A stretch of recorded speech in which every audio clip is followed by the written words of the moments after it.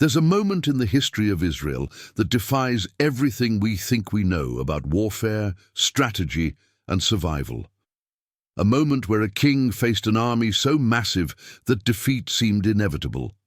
A moment where every military advisor would have counseled retreat, negotiation, or desperate last-stand tactics, but instead, God gave a strategy so counterintuitive, so absurd by human standards, that it seemed like suicide. He told the king not to fight at all, to send singers ahead of the army, to worship while the enemy advanced, to stand still and watch while God fought the battle. This is the story of Jehoshaphat, and if you think you know it, if you've heard it preached as a nice story about trusting God, you've only scratched the surface. Because what happened in that valley wasn't just a military miracle, it was a revelation about how God operates, about what He requires from His people when they face impossible situations, about the difference between human strategy and divine strategy, and about why worship is the most powerful weapon you'll ever wield. But to understand the full weight of this story, you need to understand who Jehoshaphat was, because this wasn't just any king, this was one of the good ones, one of the few kings of Judah who actually followed God wholeheartedly. 2 Chronicles 17 tells us that the Lord was with Jehoshaphat because he followed the ways of his father David before him. He did not consult the Baals, but sought the God of his father and followed his commands rather than the practices of Israel. He was a reformer.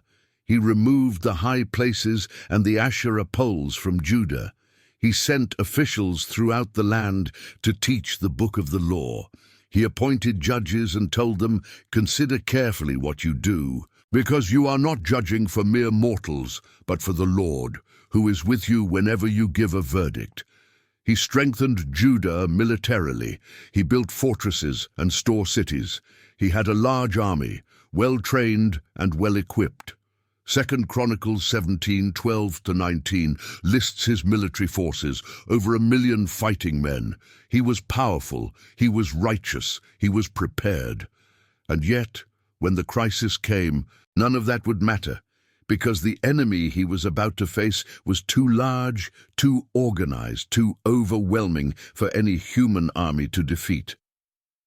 2 Chronicles 20 opens with these words, "After this, the Moabites and Ammonites with some of the Meunites came to wage war against Jehoshaphat. 3 nations, a vast coalition, and the message that reaches Jehoshaphat is terrifying. A vast army is coming against you from Edom, from the other side of the Dead Sea. It is already in Hazezon Tamar." Hazezon Tamar was close, very close.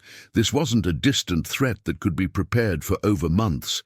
This was an imminent invasion, an army already on Judah's doorstep. And the text tells us something crucial about Jehoshaphat's response. Alarmed, Jehoshaphat resolved to inquire of the Lord, and he proclaimed a fast for all Judah. Notice that. Alarmed. He was afraid. This wasn't a king calmly trusting God with no emotional response. This was a king who understood the gravity of the situation and felt the weight of it. He was terrified. But here's what separates him from most leaders in crisis. He didn't let his fear drive him to panic. He didn't immediately mobilize his army and rush to meet the enemy. He didn't send messengers to negotiate or form alliances. He resolved to inquire of the Lord, and he called the entire nation to fast and pray. This is the first key to understanding what's about to happen, because what God is about to do, He will only do for people who seek Him, for people who recognize that their human resources, no matter how impressive, are insufficient, for people who understand that some battles can only be won by divine intervention.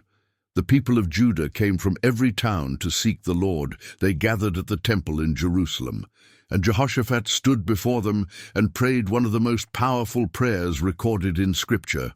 He starts by acknowledging who God is. "Lord, the God of our ancestors, are you not the God who is in heaven? You rule over all the kingdoms of the nations. Power and might are in your hand, and no one can withstand you." He's establishing the foundation. God is sovereign. God is powerful. God rules over all nations, including the ones currently marching toward Judah. Then he reminds God of his history with Israel. Our God, did you not drive out the inhabitants of this land before your people Israel, and give it forever to the descendants of Abraham your friend? He's not informing God of something God doesn't know. He's declaring faith in God's covenant faithfulness. He's saying, you gave us this land. You made promises to Abraham. You have a history of fighting for your people. Then he describes the current crisis. But now here are men from Ammon, Moab, and Mount Seir, whose territory you would not allow Israel to invade when they came from Egypt. So they turned away from them and did not destroy them. See how they are repaying us by coming to drive us out of the possession you gave us as an inheritance. There's something profound here. Jehoshaphat is pointing out that Israel had actually shown mercy to these nations in the past. When they came out of Egypt, God told them not to attack Edom, Moab, or Ammon because they were related peoples. Israel obeyed. And now those same nations are attacking. Sometimes obedience to God doesn't prevent opposition. Sometimes doing the right thing doesn't protect you from attack. Sometimes mercy isn't returned with mercy, and in those moments you have to trust that God sees, that God remembers, that God will vindicate. And then Jehoshaphat prays the most honest, most vulnerable prayer. Our God, will you not judge them? For we have no power to face this vast army that is attacking us. We do not know what to do, but our eyes are on you. Read that again. We have no power. We do not know what to do. This is a king with over 1 million soldiers admitting complete helplessness. This is a leader who has done everything right, who has prepared well, who has a strong military admitting that it's not enough, and this is the posture God requires before he moves. Not confidence in your own abilities, not a plan you're asking God to bless, but honest acknowledgement that you're out of options, that you don't know what to do, that your only hope is him. And notice where the prayer ends. But our eyes are on you, not on the enemy, not on the odds, not on the resources, on God. This is the second key, because where you fix your eyes determines what you see. If you fix your eyes on the problem, it will overwhelm you. If you fix your eyes on your resources, you'll despair when they're insufficient. But if you fix your eyes on God, you'll see possibilities that don't exist in the natural realm. The text says, all the men of Judah, with their wives and children and little ones, stood there before the Lord. The entire nation was waiting, watching, listening. And then the Spirit of the Lord came upon Jahaziel, a Levite, and he spoke. Listen, King Jehoshaphat, and all who live in Judah and Jerusalem. This is what the Lord says to you. Do not be afraid or discouraged because of this vast army. For the battle is not yours, but God's. The battle is not yours, but God's. This is the central revelation of the entire story. This is what Jehoshaphat needed to hear. This is what the people needed to understand. This is what we need to grasp when we face overwhelming opposition. The battle is not yours. You're not responsible for winning it.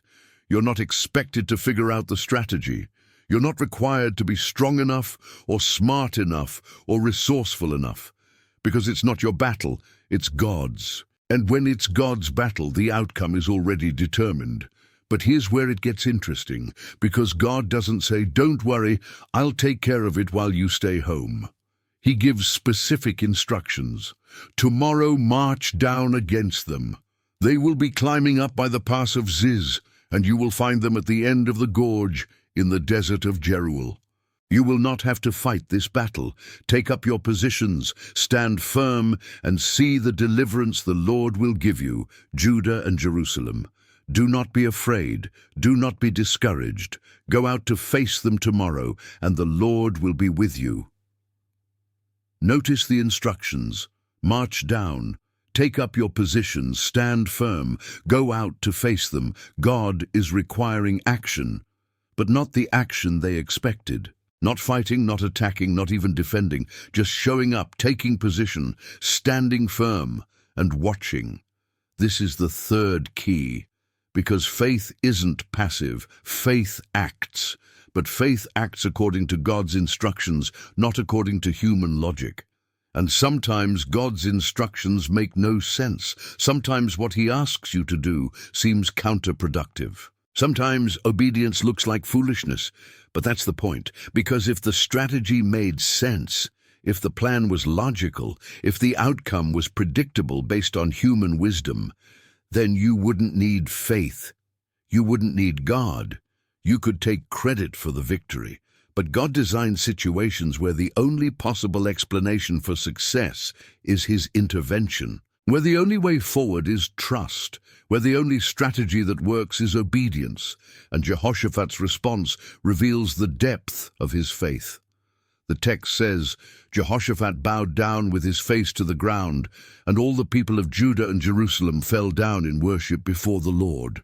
They worshipped before the battle, before the victory. Before they saw any evidence that God would do what He promised, they worshipped. This is the fourth key. And it's the one most people miss. Because worship isn't just something you do after God comes through. Worship is the weapon you use while you're waiting for Him to come through. Worship is the declaration that God is worthy, regardless of the outcome. Worship is the act of faith that says, I trust you even when I can't see how this will work. And the next morning, Jehoshaphat does something that seems insane. He appoints men to sing to the Lord and to praise Him for the splendor of His holiness as they go out at the head of the army. Read that again. At the head of the army. Not behind the soldiers where they'd be protected. Not in the rear where they'd be safe. At the front, where the fighting would happen, where the danger was greatest. He put the worshippers in the most vulnerable position, and they went out singing, Give thanks to the Lord, for His love endures forever. Can you imagine this scene? An army marching towards certain death, and instead of weapons drawn, instead of battle cries, instead of strategic formations, there are singers at the front, unarmed, vulnerable, praising God. By every military standard, this is suicide. By every human logic, this is foolishness. By every strategic calculation, this is guaranteed defeat. But this is exactly what God told them to do. And this is where we see the genius of divine strategy. Because what happens next isn't just a military victory, it's a revelation of how spiritual warfare actually works. The singers went out ahead of the army, unarmed men with voices raised in worship, walking toward an enemy that outnumbered them, that had come specifically to destroy them, that was already positioned and ready to attack. And the text tells us exactly what happened. As they began to sing and praise, the Lord set ambushes against the men of Ammon and Moab and Mount Seir who were invading Judah, and they were defeated. As they began to sing and praise, not after they finished singing, not when they completed the song, not when they proved their faith by some great act of courage. As they began, the moment worship started, God moved. But notice what God did. He didn't send angels to fight. He didn't rain down fire from heaven. He didn't strike the enemy with a plague. He set ambushes. He caused confusion in the enemy camp. He turned them against each other. The text continues, The Ammonites and Moabites rose up against the men from Mount Seir to destroy and annihilate them. After they finished slaughtering the men from Seir, they helped to destroy one another. Think about this. 3 nations had formed a coalition specifically to attack Judah. They had marched together. They had positioned themselves together. They had a common enemy and a common goal. But the moment worship began, something shifted in the spiritual realm that manifested in the natural realm. Suddenly, allies became enemies. Suddenly, the coalition collapsed. Suddenly, they turned on each other with the same violence they had intended for Judah, and Judah didn't lift a weapon. didn't fire an arrow, didn't engage in combat at all. They just watched, just as God had said. You will not have to fight this battle. Take up your positions, stand firm, and see the deliverance the Lord will give you. This is what divine strategy looks like. This is what happens when God fights for you.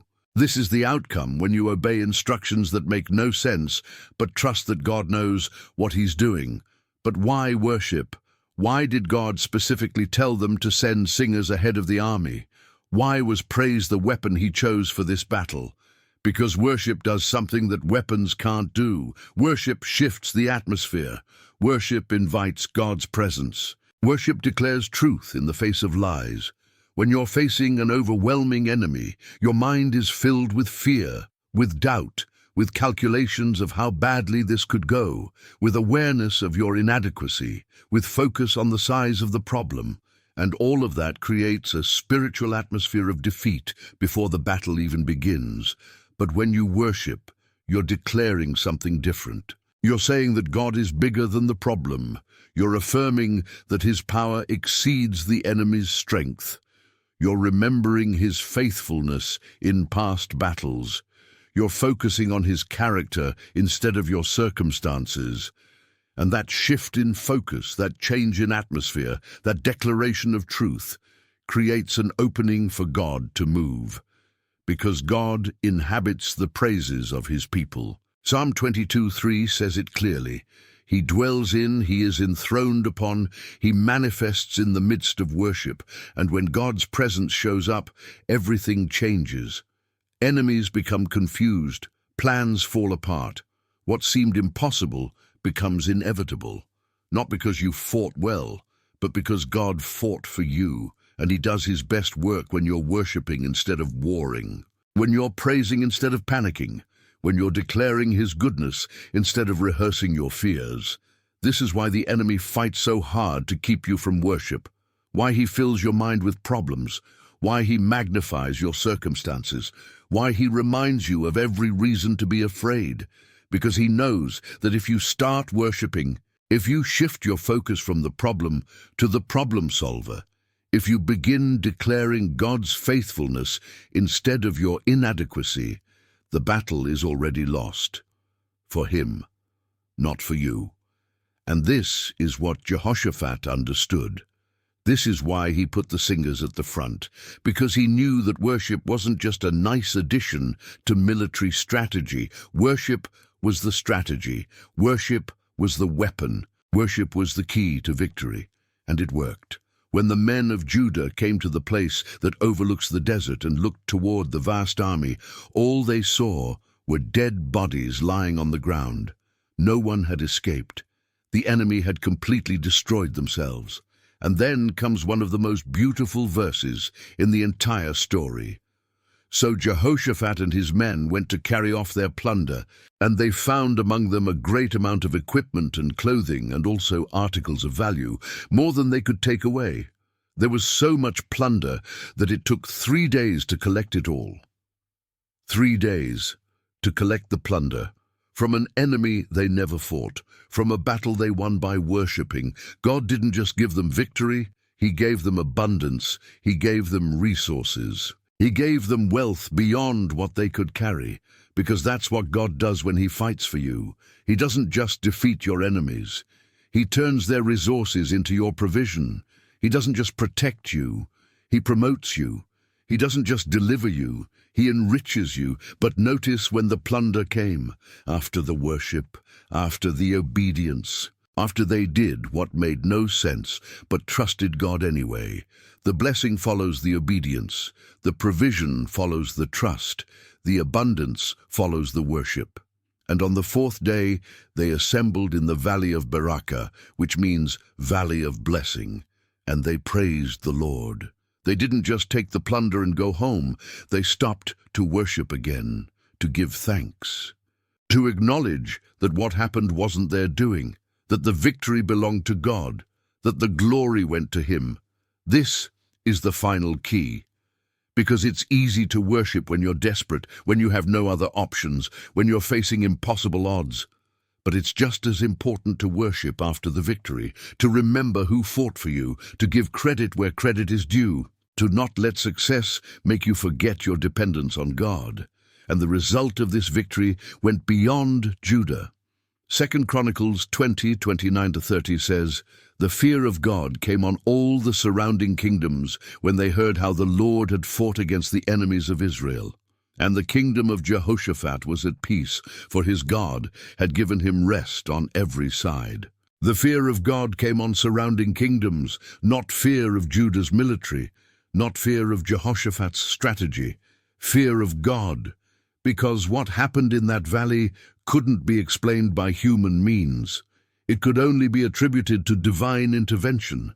And when the nations saw that God fought for Judah, they didn't want to fight against them. Because who can stand against a nation whose God fights their battles? And this is the testimony that worship creates. When people see God move on your behalf, when they witness victories that can't be explained naturally, when they observe provision that doesn't make sense logically, they don't give you credit. They recognize that there's a God who fights for you. And that testimony, that witness, that evidence of God's power, does more to advance his kingdom than any human effort ever could. But here's the question we need to ask. Why don't we see this kind of intervention more often? Why don't we experience these kinds of victories regularly? Why does worship sometimes feel like it's not working? And the answer is found in the conditions that were present in Jehoshaphat's story. First, there was genuine desperation. Jehoshaphat wasn't playing games. He wasn't trying to manipulate God. He was truly at the end of his resources. He genuinely didn't know what to do, and he honestly acknowledged it. Too often we come to God with backup plans, with strategies we're ready to implement if he doesn't come through, with confidence in our own abilities that we're just asking God to enhance. And God won't compete with your self-sufficiency. He won't fight battles you think you can win on your own. He waits until you're desperate enough to truly depend on him. Second, there was corporate unity. This wasn't just Jehoshaphat seeking God. It was the entire nation. Men, women, children, everyone fasting, everyone praying, everyone seeking God together. There's a power in corporate worship that exceeds individual worship. When a community comes together with one heart, one focus, one desperation for God, something shifts in the spiritual realm that doesn't shift when individuals pray alone. Third, there was complete obedience. God gave specific instructions that made no sense, and Jehoshaphat followed them exactly. He didn't modify them to make them more reasonable. He didn't add his own military strategy as a backup. He didn't hedge his bets. He obeyed completely, even when it looked like foolishness, even when it seemed like suicide, even when every advisor probably told him he was crazy. And that level of obedience is what releases divine intervention, because God is looking for people who will trust him enough to do what he says, even when it doesn't make sense. Fourth, there was worship before the victory. They didn't wait to see if God would come through before they praised him. They worshipped in advance. They declared his goodness before they saw evidence of it. They thanked him for victory before the battle was won. And that kind of faith, that kind of trust, that kind of worship that isn't dependent on outcomes is what moves the heart of God. These are the conditions. These are the requirements. These are the keys to seeing God fight your battles. And when these elements are present, when you're truly desperate, when you're united with others, when you're completely obedient, when you're worshipping in advance, then you position yourself to see the same kind of intervention that Jehoshaphat saw. But there's one more element we need to examine, one more layer to this story that most people miss. And it has to do with why God chose this particular strategy for this particular battle. Because God doesn't always tell people not to fight. Sometimes he tells them to fight, sometimes he gives military strategy, sometimes he empowers them to win through their own efforts. So why was this battle different? Why did Jehoshaphat get the don't fight strategy? And the answer reveals something profound about how God works and what he's trying to teach us. Can you feel how this is building?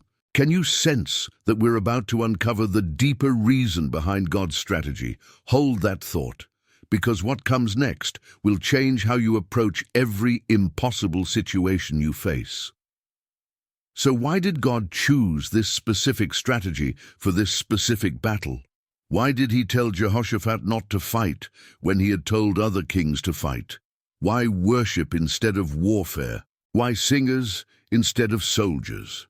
And the answer reveals something profound about what God was doing, not just in that moment, but throughout Jehoshaphat's entire reign.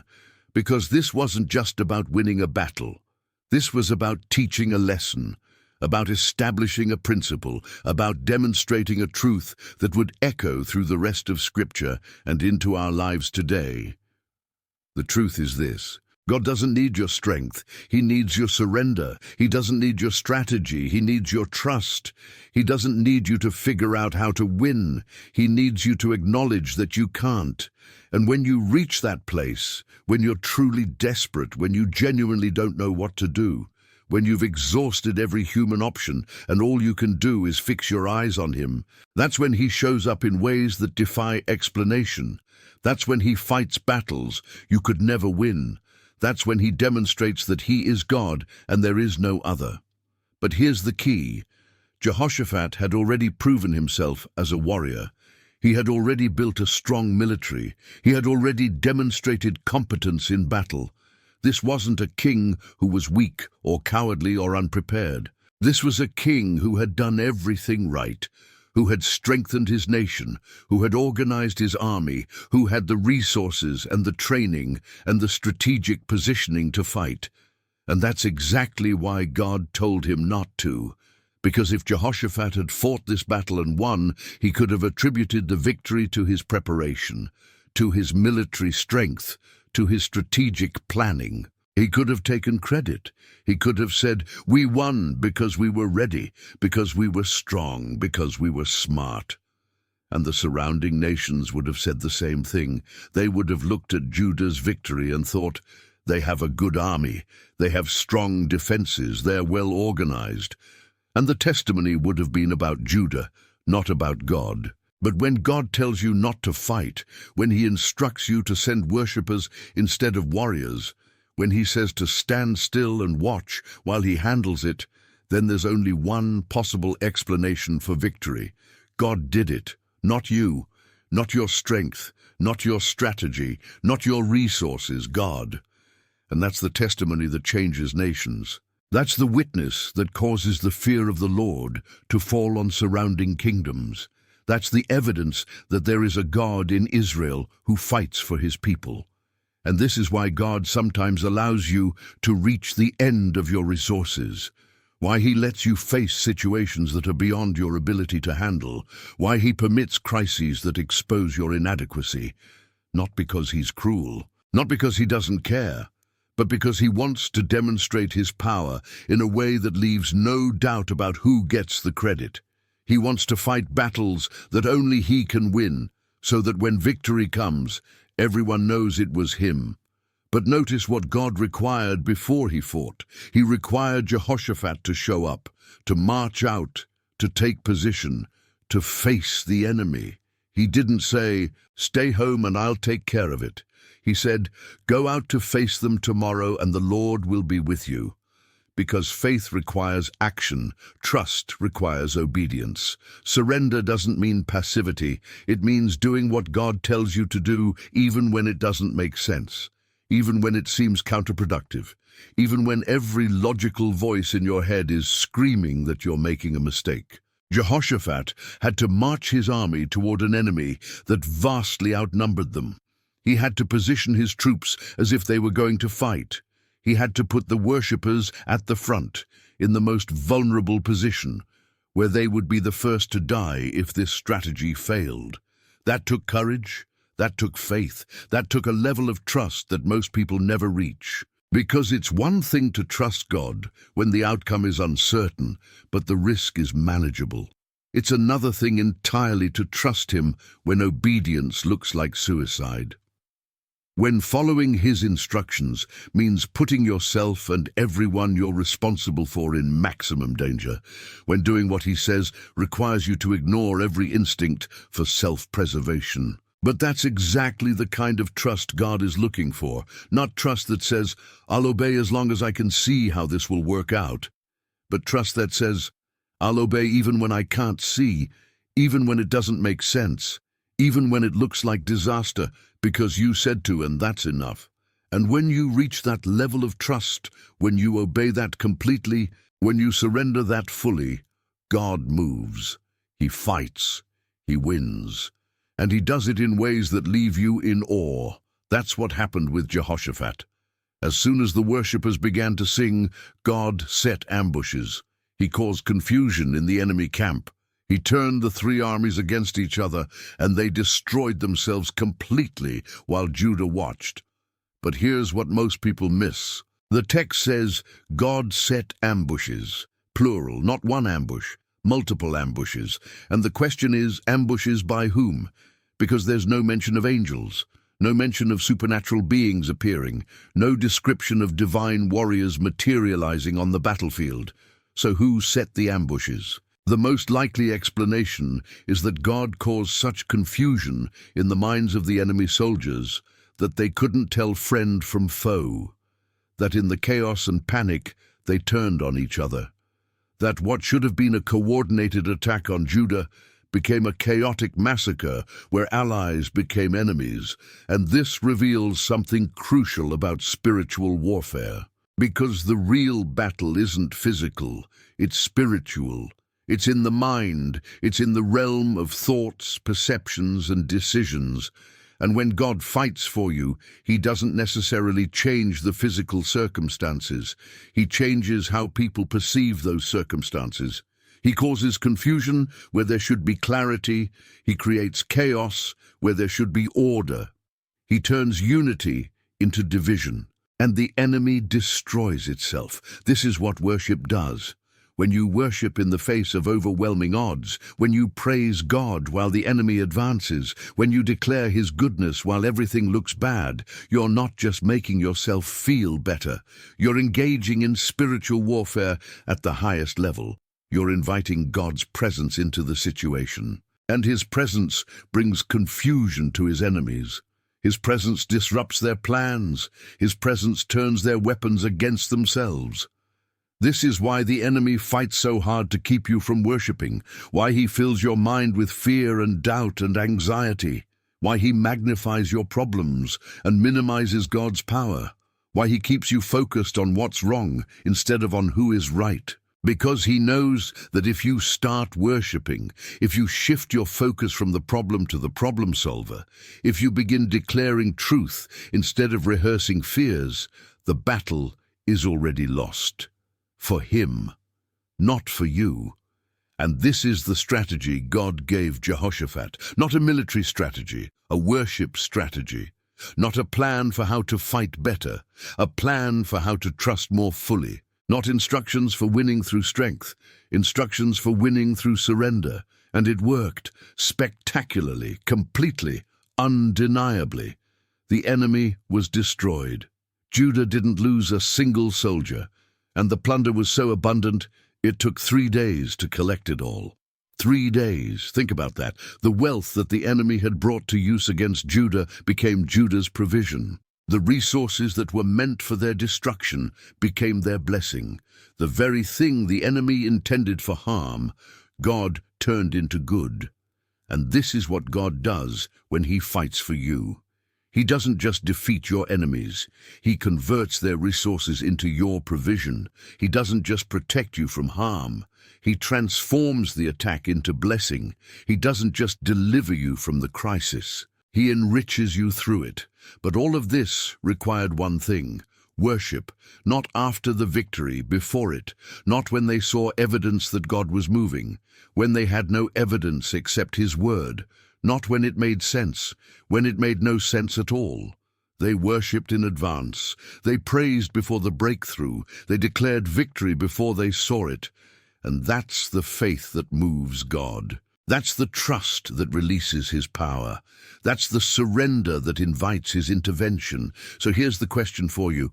What battle are you facing right now that seems impossible? What enemy is advancing that you have no power to defeat? What crisis are you in where you genuinely don't know what to do? Because if you're in that place, if you're truly desperate, if you've reached the end of your resources and all you can do is fix your eyes on God, then you're exactly where Jehoshaphat was. And the same God who fought for him wants to fight for you. But he's waiting for the same response. He's waiting for you to acknowledge that you can't win this on your own. He's waiting for you to stop trying to figure it out and start trusting him. He's waiting for you to worship before you see the victory, to praise before you see the breakthrough, to declare his goodness before you see evidence of it. And when you do that, when you truly do that, when you worship in the face of impossible odds, something shifts. In the spiritual realm first, and then in the natural realm, God sets ambushes against your enemies. He causes confusion in their plans. He turns their weapons against themselves, and you stand still and watch while he fights for you. This is the strategy God gave Jehoshaphat. And it's the same strategy he's offering you today. Not a strategy for fighting better, a strategy for trusting more fully. Not a plan for winning through your strength, a plan for winning through his power. Not instructions for figuring it out, instructions for surrendering it to him. And when you follow this strategy, when you truly follow it, the outcome is guaranteed. Not because you're strong enough, but because he is. Not because you're smart enough, but because he knows what he's doing. Not because you deserve it, but because he's faithful. The battle is not yours, it's God's. And when it's God's battle, the victory is certain. All he needs from you is worship, surrender, trust, obedience, and eyes fixed on him instead of on the enemy. Can you do that? Can you worship before you see the victory? Can you praise in the face of impossible odds? Can you declare God's goodness when everything looks bad? Because if you can, if you will, then you're about to see what Jehoshaphat saw, God fighting for you, enemies destroying themselves, victory without a fight, and abundance beyond what you can imagine. This is the strategy. This is the way. This is how God wins battles that you could never win on your own. Not through your strength, through your surrender, not through your strategy, through your trust, not through your fighting, through your worship. And when you embrace this strategy, when you truly embrace it, everything changes. The impossible becomes possible. The overwhelming becomes manageable. The terrifying becomes testimony, because God fights for you. And when God fights for you, no enemy can stand, no weapon can prosper, no plan can succeed. The battle is his, and the victory is yours. All you have to do is worship.